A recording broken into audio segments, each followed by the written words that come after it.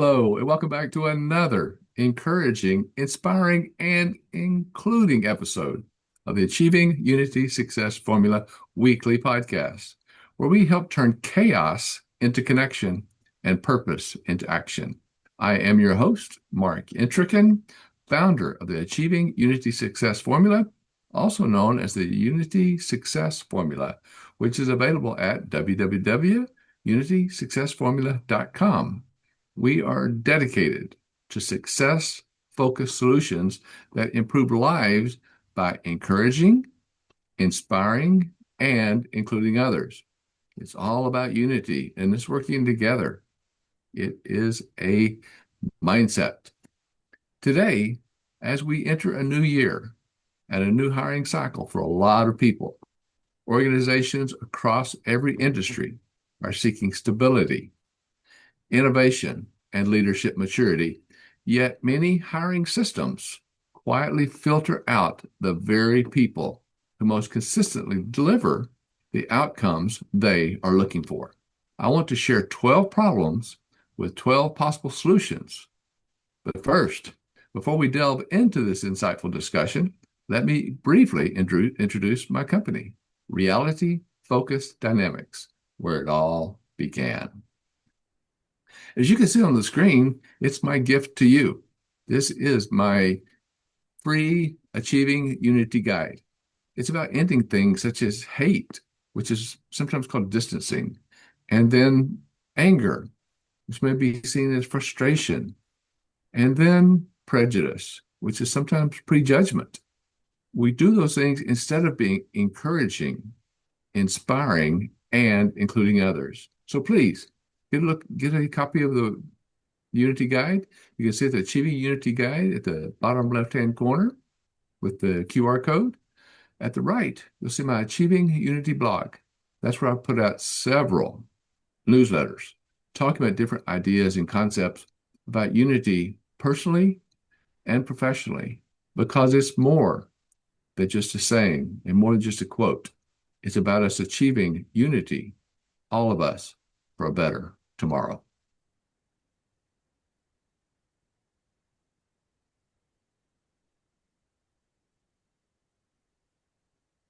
This is again Achieving Unity Success Formula, weekly podcast number 67. We did take off for the Christmas Eve and for the New Year's Eve, but we have put together 67 of these all for you. These are every Wednesday, 1 p.m. Pacific time, 4 p.m. Eastern time. I hope you put this on your calendar every week. Come talk to us, come listen to us, and give us feedback.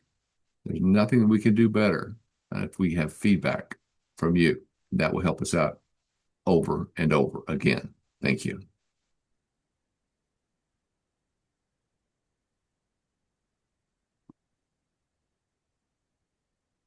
Reality focus dynamics. As you can see on our slide, our logo truly reflects the heart of what we do and why we stand very firm in our mission. Notice how the word focused sits right at the center. That is because everything that we explore, from reality-focused dynamics to success-focused solutions, they do resolve issues, but they revolve around clear, intentional direction. Being focused is essential to achieving unity, creating solutions, and building a successful life. It is even built into our business phone number, 303-362-8733, which spells 303 focus on your phone keypad when you dial it. Watch how you go through those letters. 303 focused, FOCUSED. What does focus stand for? Facilitate on clear, unified, sustainable execution and delivery. We believe that when we stay truly focused on what matters, we create meaningful change, long-term improvements, and achieve lasting unity. So if you can, look at those QR codes on the screen. You see our website home on the left. You'll see our website contact on the right. Send me notes. I'd love to hear from you. Can't tell you that enough. Your insight, Your ideas and your concept will help us all build professionally and personally over and over. Thank you.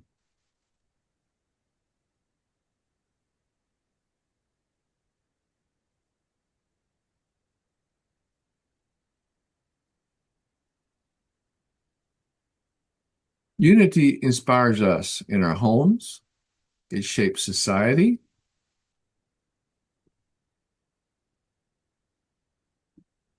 There we go. It's going to get to the right screen here. We have a little bit of IT problems in the things that we're working on, but reality focused dynamic equals success focused solutions. And again, that's where focus is centered in everything that we do. Everything that we do, what do we do?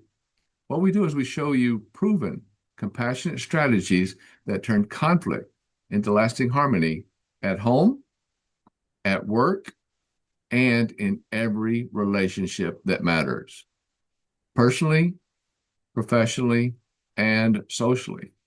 Are you ever frustrated by tension, by arguments with someone?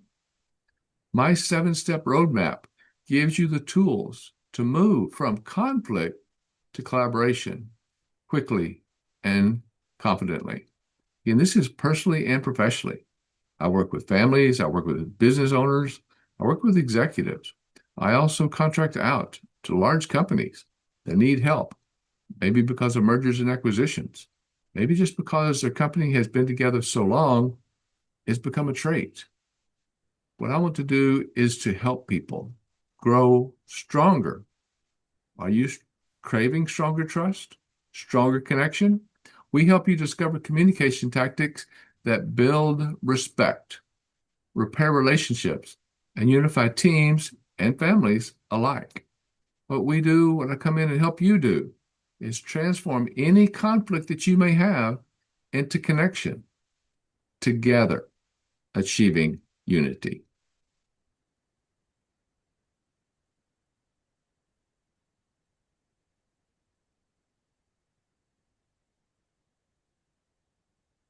Unity, as I mentioned earlier, inspires us. The friendships that we have, the relationships that we have, our teams at work. Unity inspires us in our homes, it shapes our society, and it transforms our workplaces. And that's what we do. That's what I come in and help you do, is turn that frustration into understanding. Haven't we all said at times, what the frustration? Okay, maybe we didn't say frustration, but the point's very strongly right there. We need to find value in our actions instead of reacting in anger or frustration. Too many times we show anger, but we know that anger holds no value. Anger is just actions not gaining effective results. Right, anger, Anger, actions not gaining effective results. So why do we get angry? Does us no good? Yes, life happens. Life happens in every relationship, from personal to professional, from parenting time to partnerships, in the bedroom, in the boardroom, in every room in between. We show you how to embrace those challenges and encourage a more inspired and inclusive future. Encouraging, inspiring, and including others. That's the EII. One vision, one goal, achieving unity in every area of life.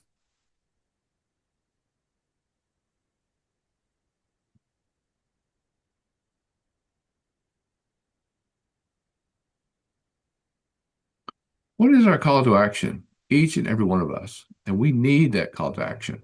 What do we need to do? What can we do? Well, one thing that we can do is ditch the drama. Let's get stuff done. What I will come in and help you do, what I'll work with you on, is show you how to turn your life from what may seem at times like a dumpster fire to a well-oiled machine. Put that anger aside. Put those frustrations off on somewhere else. We don't need the prejudice. We don't need the prejudgment. We can work on achieving unity as a path that is stronger for relationships, inspired leadership, and lasting change. true lifetime improvements. Let us help you with coaching, consulting, courses, and especially keynote speeches. We see all of the anger in the world today, all the problems. Let me come speak to your association, to your corporation, organization, your university. Let's get the message out. Let's build on what we can do. So give me a call. Let me come speak to your organization. Contact me today, www.achievingunity.com, or call me again, 303-362-8733, which is 303 Focused. Looking forward to hearing from you.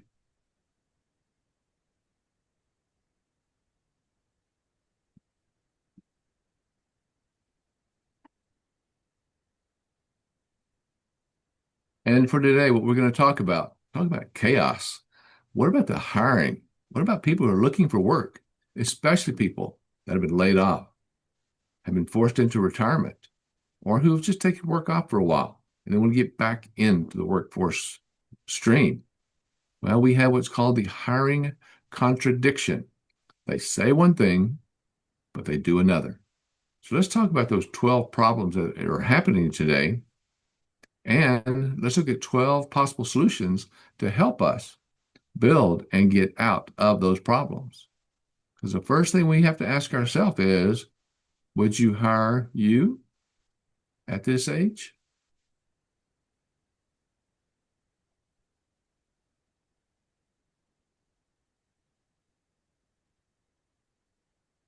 Let's look at that first problem, dedication. Is it defined correctly or is it misdefined? Too many times, experienced leaders that are doing something more, they're doing their job, they're doing a great job, but they're looking at some outsourced board positions, helping be on the board of someone else, taking other leadership roles, sometimes just volunteer roles. They may be seen sometimes as not fully dedicated to the company. Well, who's saying that? Too many times it's people that have been maybe just a little bit immature, maybe a little bit selfish. Sometimes they're just a little bit worried about their own job and they're looking to put someone else down just as they think it protects themselves. Well, it doesn't. It really doesn't, because in the reality, the people that are doing other tasks, other jobs, other committees, other organizations outside of their primary work, they are generally more disciplined, efficient, more effective, and focused. That's one thing we have to look at. More focused on what they're doing because they can get out and get some work done. So what's our solution to that? What we have to do is measure outcomes, not optics. We have to measure what they're doing, what they're accomplishing, the goals they're achieving, not what it looks like, not the optics, not what it seems like. We can't look at what someone else did when it's only the 20% or less. There are people out there that are doing two jobs and they're not doing well at their own job, their primary job. But those are few and far between. They do hit the news because what does our news publish the most? The bad things. There are a lot of people out there that are doing a lot of great work, doing a lot of things for themselves, for their families, for other families, for other companies. Their consistent delivery of high value outcome proves they have a stronger focus. They have discipline. And they have a time stewardship more of a time stewardship than mere calendar availability. They can do more. They're able to do more and they want to do more. So we need to take a look at that term dedication and take it out of some of the jealousy that some people may have, but saying that people can do more and they want to do more. Let's go look at problem number 2.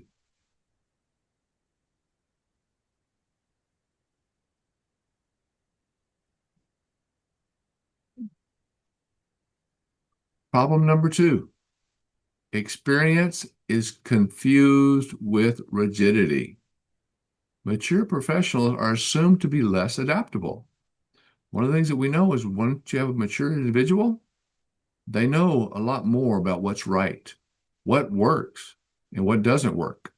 And again, something I may repeat several times in this podcast, I work a lot with the 80-20 rule, the Pareto principle. There's always that 20%. And sometimes it's much less than 20. Maybe it's only 5%. They're causing the problem. But the other 80%, even 95%, are doing well. There are people who will not be able to do this well, but there's people who will not do anything well. What we have to look at is who is doing the best. Mature professionals, too many times, are assumed to be less adaptable, but they may be the most adaptable people that we know. So the reality is, most mature workers, even though they may be doing things for other organizations, they may be on the board of other organizations, they may be the president of a nonprofit outside of work. Those are the people that have navigated more change than the younger hires. That's the reality. These are people that can do more. Again, as I mentioned, there are some that don't, but the majority do, and they do it well. So when people are looking to hire, those are the people they need to look toward, the mature adult, the mature workforce, so that they too can help your company grow and build. So what is the solution to this? The solution is to assess learning agility, not the year they were born, not their birth year, but that learning agility, the things that they can do to build on where they go and what they're doing. That's what it's all about. We have to learn that agility, that ability to be agile, despite having successfully navigated more organizational change, technology shifts, and leadership transitions than the younger candidates, they are more mature. Those professionals, though, too many times are overlooked. We need to make sure that experience is treasured and not confused with just rigidity, that's the only way. And again, there are people out there that want to bring their problems from the other company or prior company into the next company. That's where you have to ask the questions and what we're talking about in this podcast. We need to be able to ask those questions of the people that we're hiring and get the people to hire the people that are mature and able to do the work that we want to do and not leave it up to just somebody's opinion, right? Let's look at problem number 3.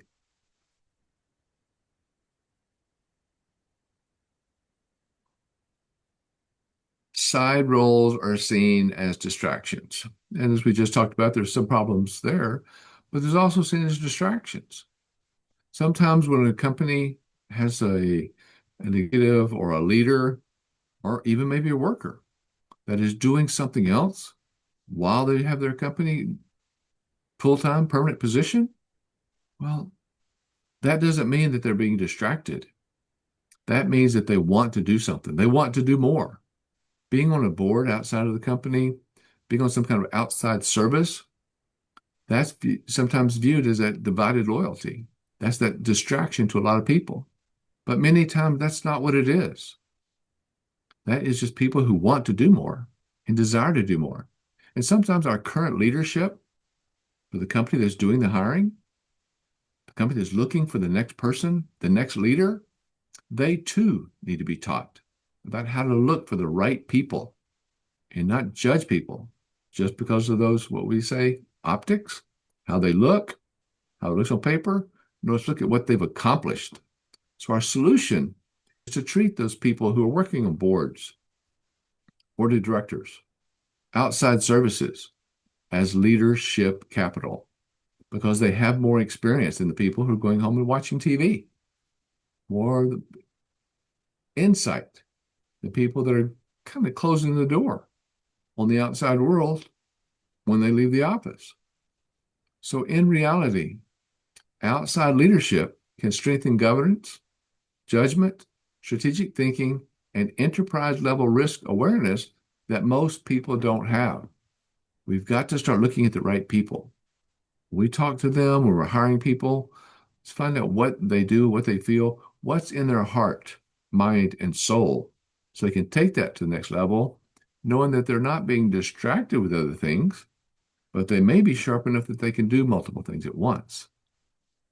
Maybe they can do just a little bit more than someone else. And that was number three. Let's look at problem number four.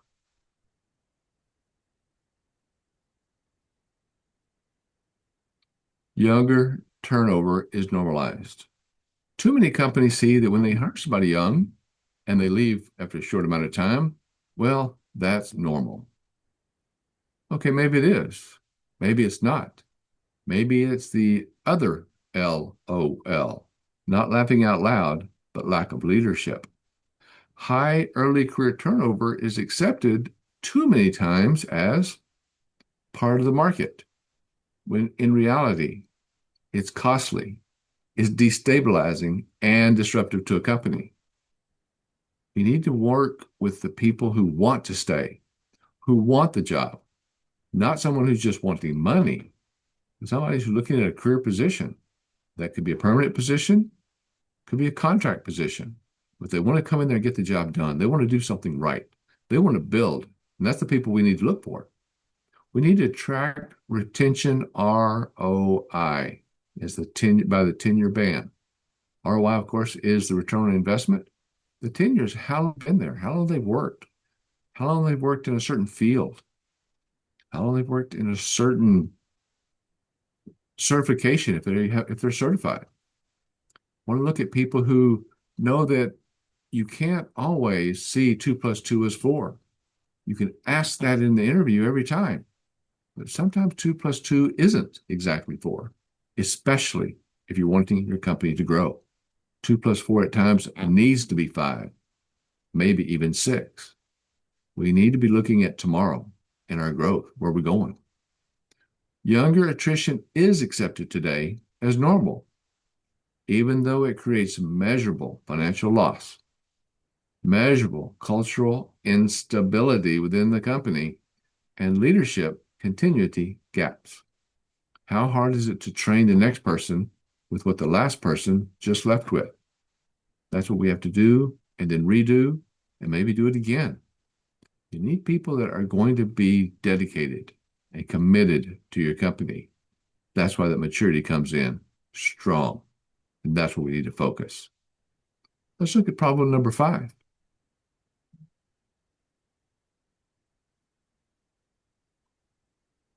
Age too often is quietly penalized.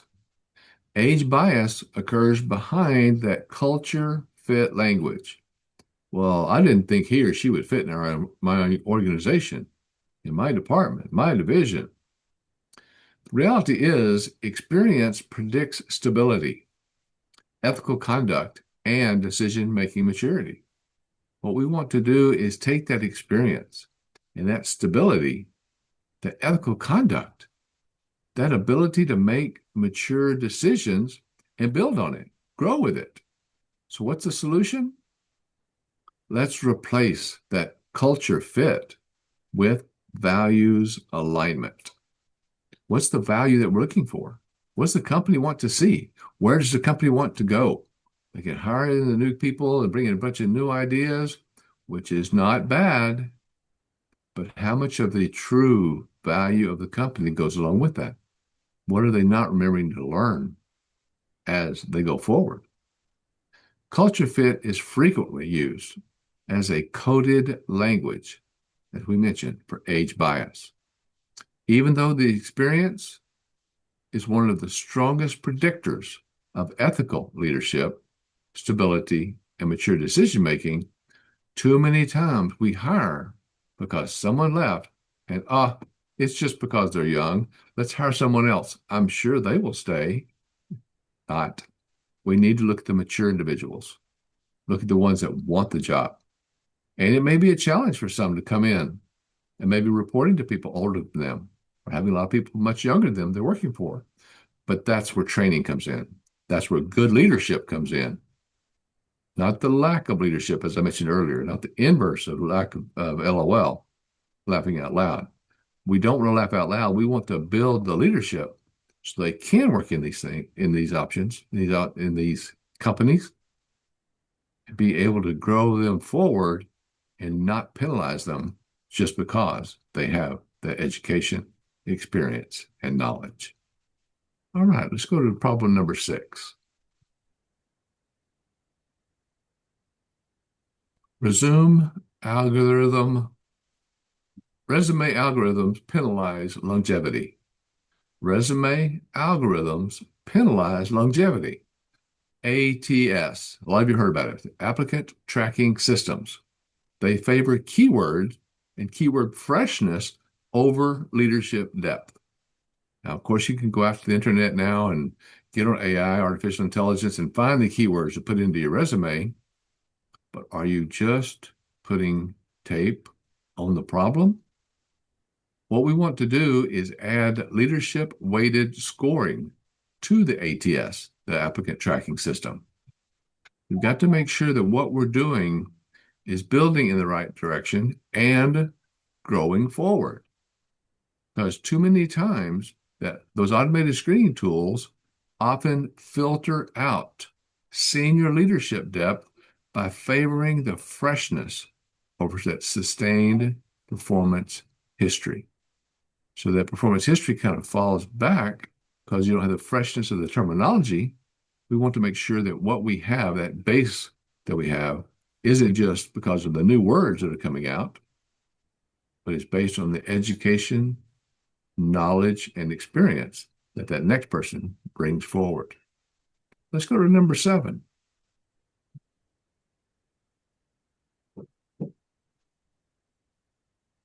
Busy leaders are assumed to be overcommitted. Well, of course, the first thing we have to think about is, what does busy mean? Busy? They work late, they stay late, they may come in early, they may not. But are they just busy? Or are they accomplishing the goals? In reality, the people that are experienced and educated and knowledgeable are often your best systems thinkers. Doesn't mean that they have to stay late all the time. Doesn't mean they have to come in early all the time. And of course, you come in with some of the newer hires. And of course, they're going to do that at first, but are they going to hang with it? Are they going to stick with it? So instead, we need to talk about what is being accomplished. Ask about time architecture, not just availability. A lot of the younger workers come in, they have a lot of time. Sometimes they're married, sometimes they're not, sometimes they have a relationship, sometimes they don't. But where is their mindset in what they're doing? Sometimes, and many times, the people that are more mature have a much stronger mindset going forward. That time architecture is how a leader intentionally designs, protects, and deploys their time to produce outcomes and not how busy, again, they may appear. Staying late, coming in early, but what are you accomplishing? I ask that a lot about people. What did you accomplish? You have a list. What did you complete? It's great having a list. What on that list was completed? Many leaders do not enjoy sitting around and just watching TV outside of work. Those are the people that you need. Again, as we talked about earlier, they're doing outside of their work, but would you prefer someone who's just home watching some sitcom or someone who's getting out and learning and building and growing forward? Let's go to problem number 8.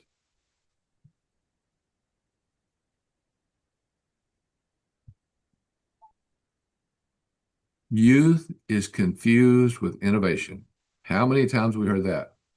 We need the new people. They're bringing whole new ideas.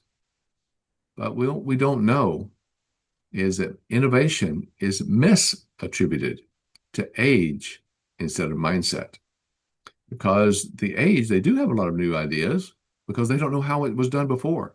They don't know how the wheel was invented.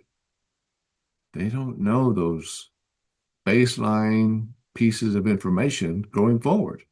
So they do have new ideas, but many times that the mature individuals can and will build on those new ideas if the training and learning within the company is good enough. What we want to do is look at the solution.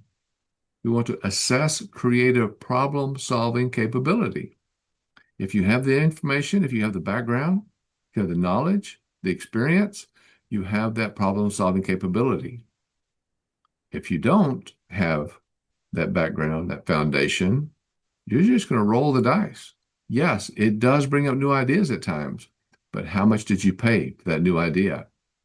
Innovation does not come from how old someone is, but from how they think, how quickly they can learn, and how courageously they challenge assumptions. And how many times we hear people say things that we need to say, where did you hear that from? Where did you get that information? I saw it somewhere. Where? They may have taken an assumption from something. I use Facebook. I talk to a lot of people on Facebook, but I also know that a lot of information on Facebook is not factual. Is that where they're getting the information? Is that where they're getting their ideas? We need to challenge those assumptions, find out what's real. What are we going to take forward? Some of the most disruptive and forward-moving ideas in organizations today are led by seasoned professionals who have that perspective to connect experience with imagination. But maybe they haven't done that before. How much of our past and how much of our history did not promote that? How much of our culture has not allowed that to happen? We need to bring in that experience, bring in that depth. The people who have been working for a while, not going to say don't hire the young ones because they're good also. People who only have 5 years of experience, less than 10 years experience. They're still great people, but sometimes they're going to make more mistakes than the people who have that valid foundation to build that structure on for us to stand on, right? Let's go look at problem number 9.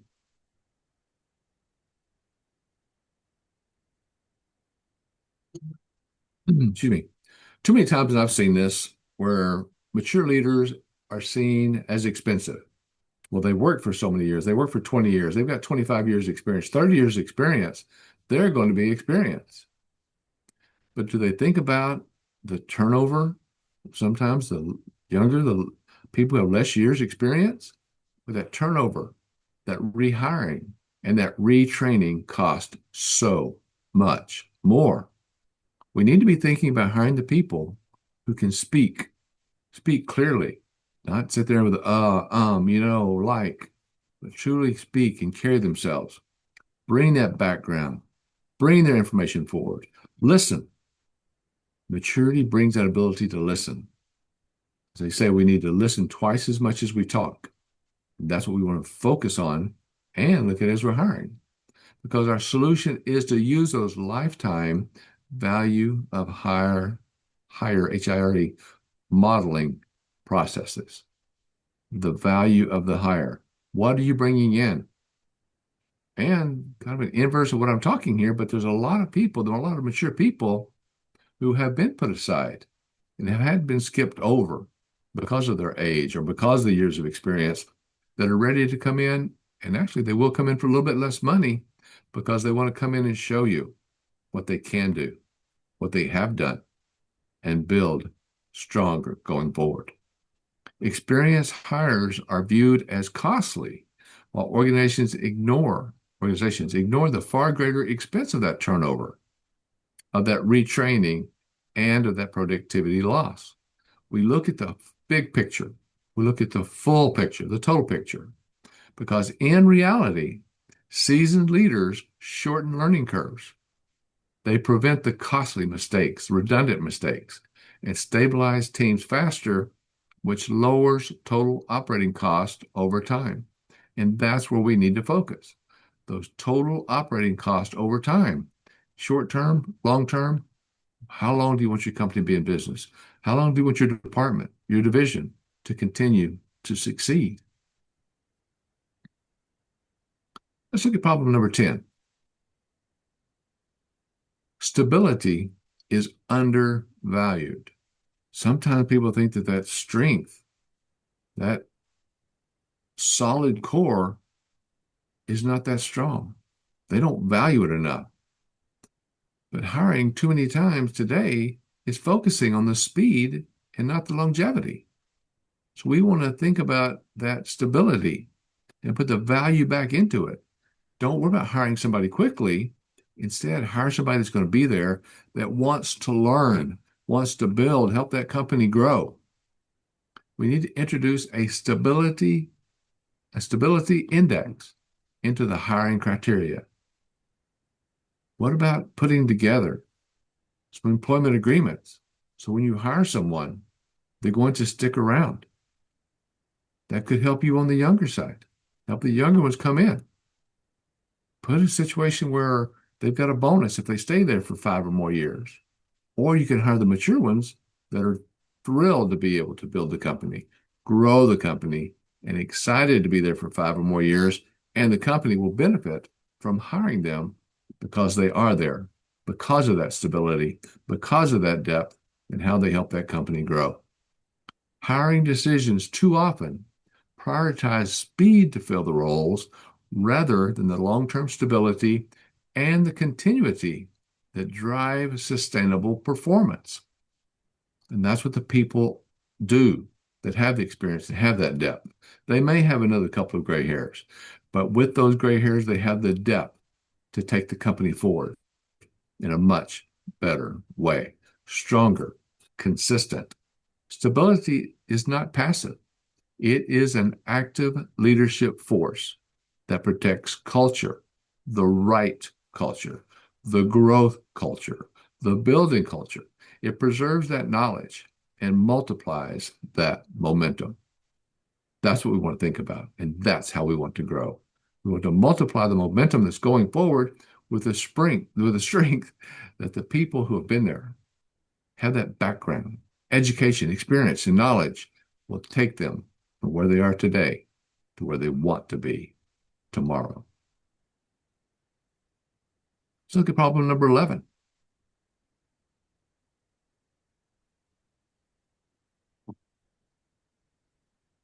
Experience is filtered out too many times before the interview. Bias happens way too often before humans ever even see the resume. We talk about those tracking systems. Blind resume screening for age indicators. If you see people who have the more than that 15 years, kind of like the running number of experience, those little blind resume screening processes knocks those people out so quick. Age and tenure bias frequently occurs inside those automated screening systems before a human is ever able to evaluate their ability or their leadership capability. Yes, I know. I've been out there on YouTube. I'm not YouTube, on LinkedIn also. You see a job that's been out there for an hour and there's already 100 people have already applied. There's a lot of people just out there applying. How do we do that?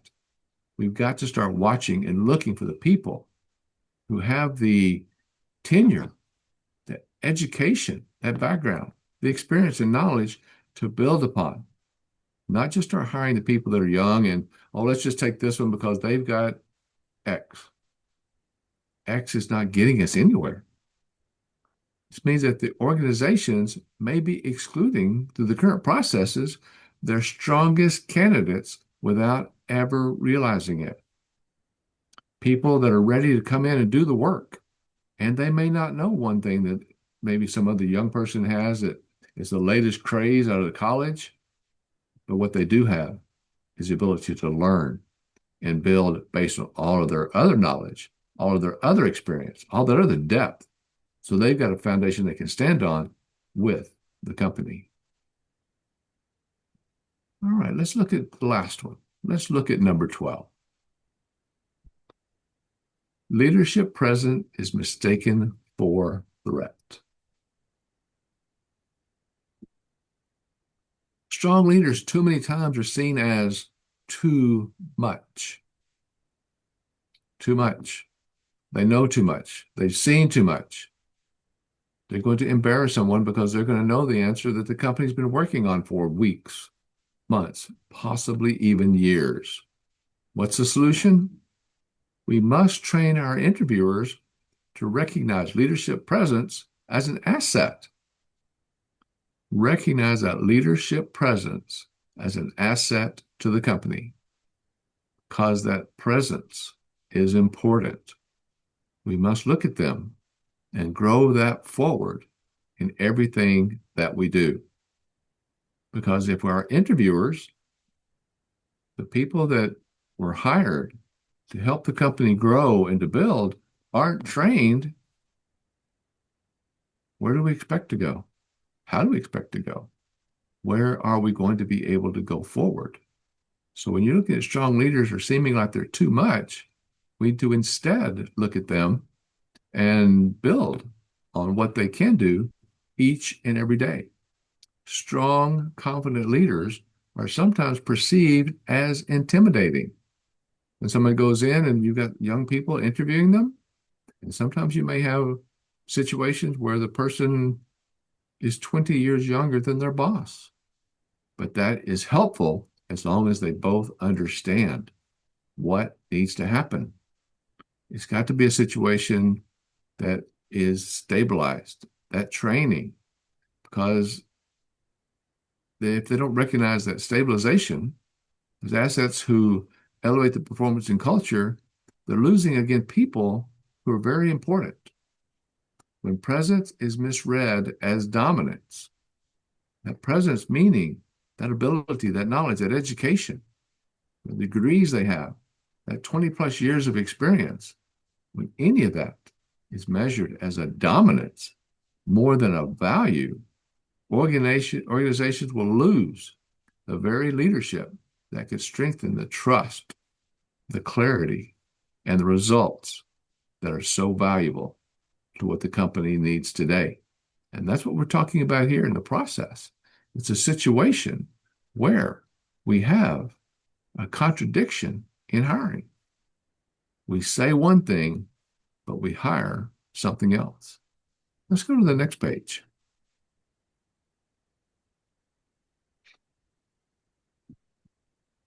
Unity centered.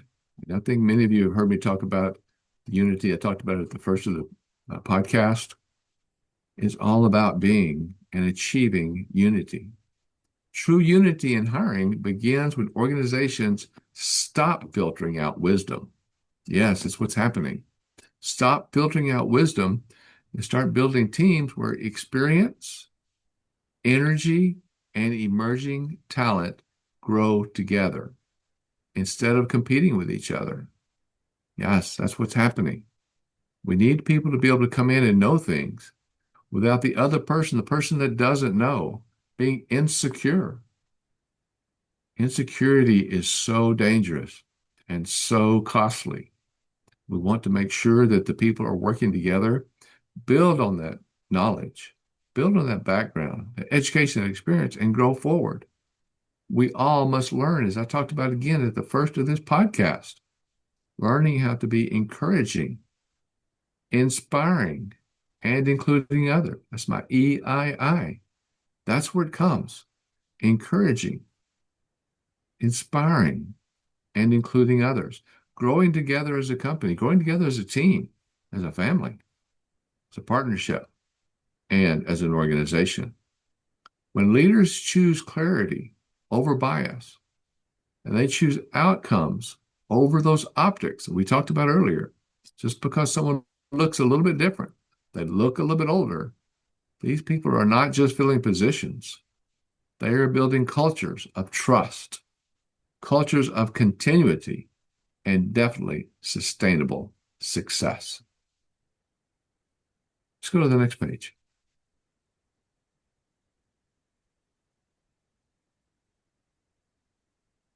Shouldn't associations, businesses, companies, corporations, and universities hire for wisdom and not just speed, not just rush it through? Shouldn't they do that? Yes, they should. But will they? Only when the very people that are hiring stand up, claim their value, and help lead organizations toward more intentional, unified, and effective hiring practices, will this ever happen? You and I, need to stand up and speak, share, help others, understand. We need to help leadership. We need to talk to the C-suite, CEO, CIO, CFO, COO, Chief Operating Officer, Chief Financial Officer, all the chief officers. We've all got to work together to help educate, not with lack of leadership. It's not funny. It's not laughing out loud. That lack of leadership is hurting us all. And when you have a company that's hiring people fast, younger, inexperienced, great people, please don't take me wrong. There's a lot of great young people out there, and all of us were young at one time.